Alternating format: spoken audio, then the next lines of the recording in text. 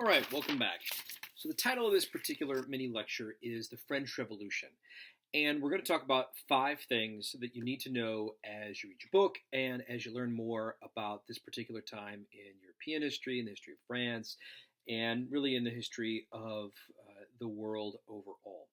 So the first thing for us to know is the three estates.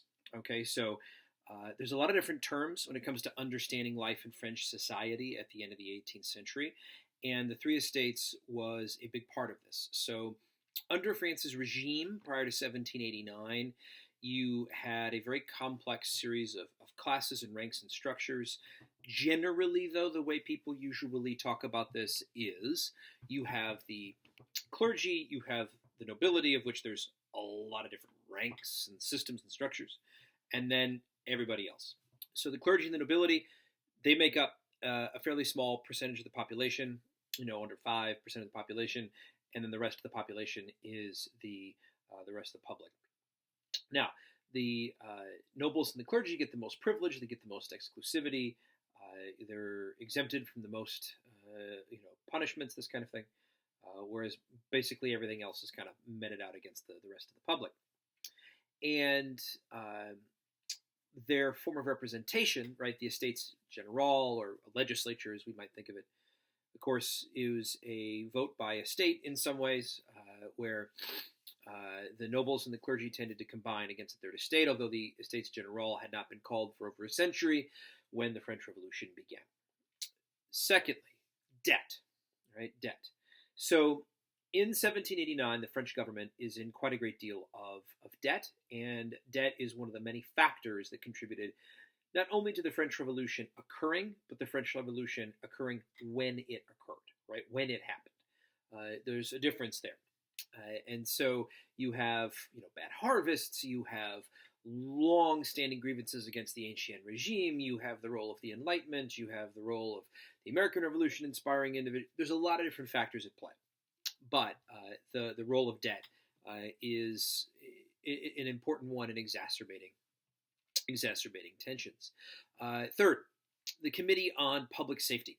So the French Revolution would have a series of governments throughout the time period that we're talking about. So generally, we tend to talk about this from 1789 to about 1799, when Napoleon Bonaparte takes power for the first time.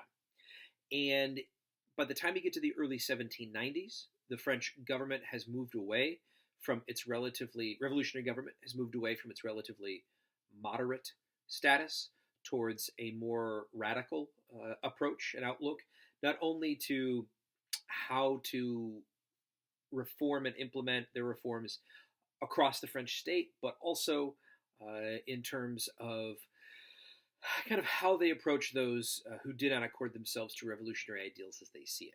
And so the Committee on Public Safety kind of oversees this, and basically you're going to see a number of public executions in the service of all of this. Which brings us to our fourth point, which is the guillotine. Now, the guillotine was a device, an execution device that was seen in some ways as a more efficient executionary measure. You didn't have to build gallows to hang people on. All you needed was this one device where this sword-style thing would kind of drop down and decapitate the individual. And the individuals who carried out these executions were seen as part of kind of a separate class. And the guillotine was used in, again, all these public executions that occurred in Paris. All right. Our last point with the French Revolution is Haiti. So the globalization of the French Revolution is something that occurs pretty much from its beginning. And it has a wide-ranging series of consequences in Europe and all over the world. And we don't do enough to recognize the effects of it. So you have the revolution in America in the 1770s and early 1780s. But it's the French Revolution and its political legacies and after effects that have implications not only within Europe itself, but also in many of Europe's other colonies, i.e. Latin America.